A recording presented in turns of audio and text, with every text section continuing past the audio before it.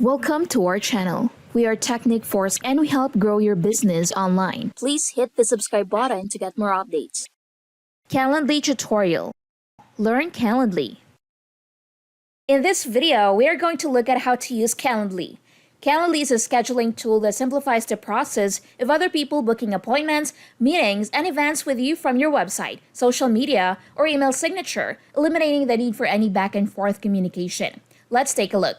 When you first sign up for an account, Calendly will ask you some basic questions, including having you select a customized booking link. You can either answer the questions that they ask concerning scheduling and calendar integration, or you can select Setup Later, as I'll be walking through how to set that all up from the main dashboard.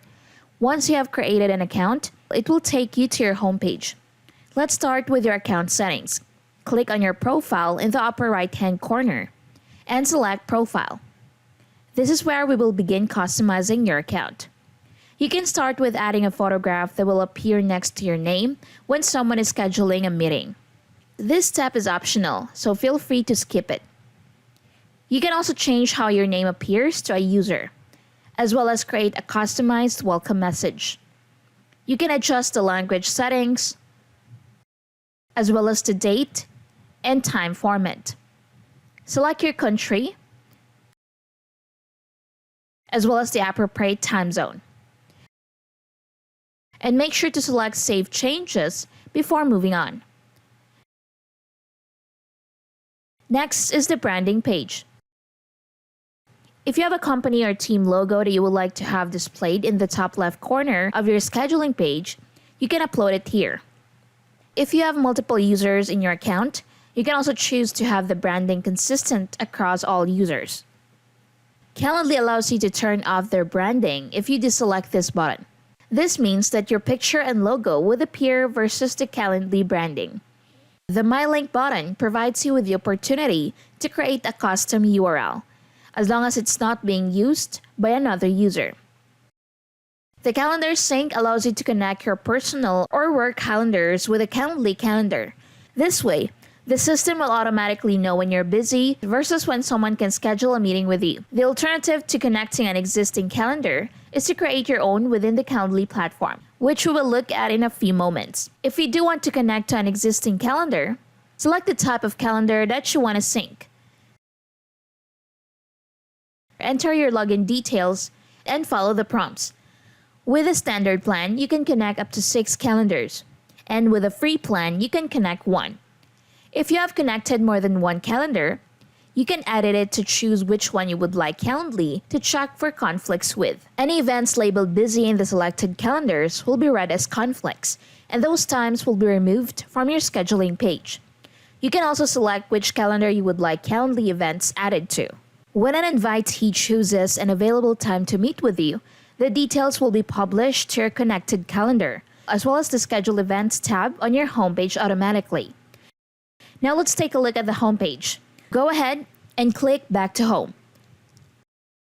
Here you will see the default 30-minute meeting. Let's go ahead and edit this. Select the Settings button and click Edit. Start by clicking on Event Details.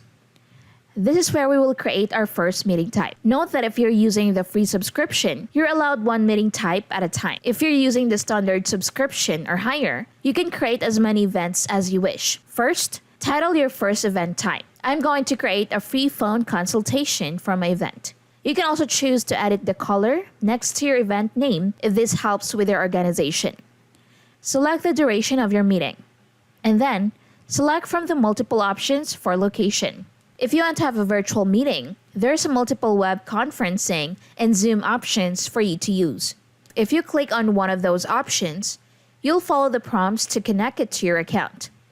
If you choose for an in-person meeting, you can add the address as well as any other pertinent details that would allow someone to locate you. For this meeting type, I'm going to select phone call. Here you have 2 options.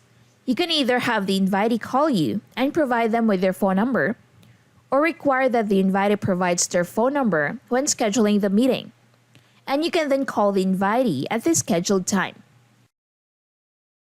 Under Description and Instructions, you can go ahead and write a summary and any details that your invitee should know about the event. Once you're happy with how your first meeting type looks, Go ahead and select Save and Close. Depending on your subscription type, you may be allowed to have multiple hosts for an event. You can also choose to either allow or disallow invitees to add guests to an appointment. The scheduling settings page gets us a bit deeper into the details. You can first choose how far in advance an invitee can schedule a meeting, either the number of days into the future within a specified date range or indefinitely. Next, we'll add which hours and days you're available for this meeting type to be scheduled with you. We are going to set the basis of our standard working hours. Click on the pencil icon button to continue. Here, you'll select which days and at what times are your standard working hours. Note that even if you set your working hours from, let's say, Monday through Friday, 9 a.m. to 5 p.m., that events won't be scheduled during the times that your connected calendar already shows that you're busy. These are just parameters for your standard workday. If you choose to not connect an external calendar, you can go to Date Overrides and add times on specific days that you might not be available. For example, if I know that I'm going on vacation during specific dates, I can select those dates on my calendar and mark myself as unavailable. Saving and going back to our scheduling settings, we'll move on to event limits. The first option is the buffer time. You can choose to add buffer time before or after a meeting type. For example, if someone schedules a meeting, let's say from 10 to 10:30, you can add a 15-minute grace period automatically so that the next person scheduling a meeting with you would not be able to schedule it until 10:45 a.m. Minimum notice gives you the opportunity to not allow invitees to schedule an event with you within a specific amount of time. Although the system defaults to 4 hours, I'm going to go ahead and change that to 24. You can also set a daily limit for how many times you want this specific event type to be scheduled in a day. For example, if you're a teacher and you're scheduling conferences with parents, you may choose to allow only 5 conferences to be scheduled in one day. Or in this example, perhaps I only want to schedule 4 free phone consultations per day. Additional options include how your time zone is displayed, as well as what you want your start time increments to look like.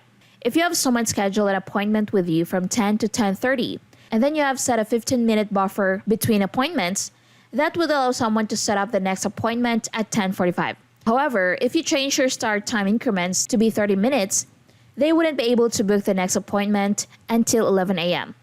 This is just a personal preference for how you want to structure your appointments. Within the booking page options, you can choose to create a custom URL for this specific event type.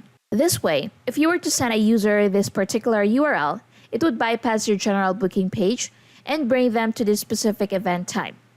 Next, you can choose what information you're going to ask of your invitee. You can choose which questions to ask, add new ones, and also specify if the questions are optional or required. Let's say you're creating an event that requires an upfront payment.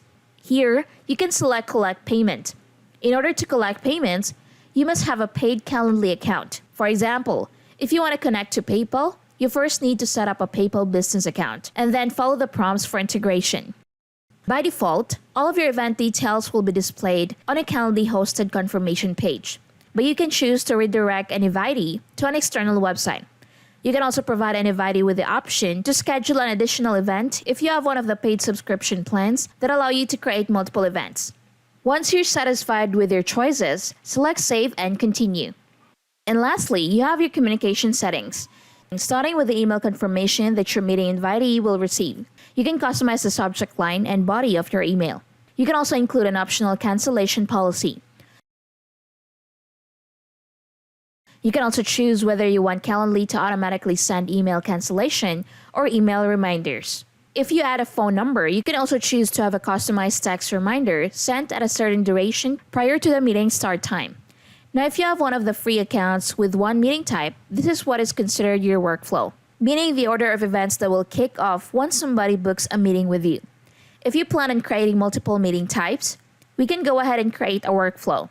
A workflow is a type of communication that you're going to set up for your invitee to receive after booking an appointment. You could create one workflow for all of your events, or you could create multiple workflows depending on the event type. For example, my workflow could have an email sent to an invitee 24 hours prior to an appointment. I could include a workflow option that would have a booking confirmation button inserted into that email. I could also have an automatic thank you email sent once the meeting time has completed. I could also send text reminders before the meeting to the invitee as well as the host. Other options include sending surveys after a meeting time ends or sending emails encouraging other action items to be completed. Once you have finished your workflow, you have officially set up your first event. If you are using the free version, you can only have one type of event at a time, but you can edit it to change the event type or name whenever you wish. If you want to have multiple events, you can either select New Event Type or you can click on the settings icon on a current event and select Clone. This will copy all of your previous settings from your first meeting. You can then edit the event details and rename it. When you save and close the new event, you go back to your homepage and you'll be able to view both of your events. You'll notice here that the newest event is turned off. You can at any time turn a meeting type on or off by selecting the settings icon and toggling the button. This allows you to cancel hosting a specific type of event without having to delete it from your platform. There are two ways that you can share your booking. One is by copying and pasting your customized Calendly booking page URL. The second option is sharing the link for a specific meeting type. Then this bypasses the general booking page and only allows a user to book that specific meeting type. Let's take a look at what that external booking page would look like to an invitee. Here you can see what an external user would be able to view when booking an appointment. Once users have begun to book events with you, you can view all the scheduled events on the left-hand side. Here you can see the future events as well as past events. Let's take a look at the other icons available to you in the Calendly platform. Contacts. Contacts makes it easy to see who you're meeting with, review notes and scheduling history, as well as schedule follow-up engagement in real time directly from Calendly. With Contacts functionality, you have the capability to create, edit, and schedule a contact as well as share specific availability, review contact-specific scheduled events, and create a favorites list by favoriting specific contacts. To create a contact, select New Contact at the upper right side. Enter contact name, enter contact email address, enter contact time zone, enter contact phone number, and lastly, click Save Contact. To favorite a contact, select the star next to the contact you would like to favorite. Once selected, that contact will appear within your contact favorites list. The next one is workflows that we looked at earlier. You can edit or revise or create a new workflow at any time. The next section is routing. This is more appropriate and applicable for those with a larger team and using a Teams or Enterprise account. If you have multiple event types, you can create a routing form that can direct visitors to specific people or types of meetings in order to book. If you are offering different types of meetings based on whether someone works for a small versus large company, for example, you could create a routing form that if the user selects that they work for a large company, only allows them to book a certain event type with a certain member from your team. Next is analytics. Since we're just setting up this account, we aren't going to see much data yet. However, once you begin to receive bookings, you'll have a wealth of data at your disposal. You can also customize how your dashboard looks, as well as export all of the data. Next on the left-hand side is availability. Here you can go in and edit your weekly working hours at any time. You can also put in those data overrides. This way, if you're going on vacation or need to block specific times on a certain day, you can go ahead and do that without connecting an external calendar. And lastly, integrations and apps. There's hundreds of different third-party apps that you can integrate within the Calendly platform. Here you can see some of the most popular ones. Calendly offers everyone a free solution. This isn't a trial, but more limited version of their complete offering. The main difference is that it only allows you to create one meeting type, such as a 30-minute one-on-one or a 1-hour interview. But if you don't have complex booking needs, then the free plan should work just fine for you. You can also use the standard plan, which is the lowest cost paid plan. The standard plan also allows unlimited meeting types, and you can connect multiple calendars. You get additional support and app integration with this plan as well. There is also a Teams and Enterprise pricing tier for larger businesses, and these plans offer more in-depth analytics tools. By following these steps, you can efficiently set up and use Calendly to manage your scheduling with ease. I hope you find this video helpful. Before we end this video, let me introduce to you Webinar Loop. Run live, on-demand, scheduled, and webinar replays with hands-free automation and breakthrough sales-getting features. No hosting required, dozens of ready templates, engagement and sales boosters. Never seen before engagement and sales boosting technology. Full screen lifelike experience, call to action with clickable buttons, info boxes and engaging tidbits. Live polls on webinars, surveys on webinars, infographics, and ads on webinars. Webinar Loop is the only webinar marketing system you will ever need. So what are you waiting for? Get Webinar Loop now. Just go to getwebinarloop.in. If you found this video helpful, don't forget to give it a thumbs up, subscribe for more content, and ring that notification bell. And if you have any questions, please leave a comment below. Thanks for watching.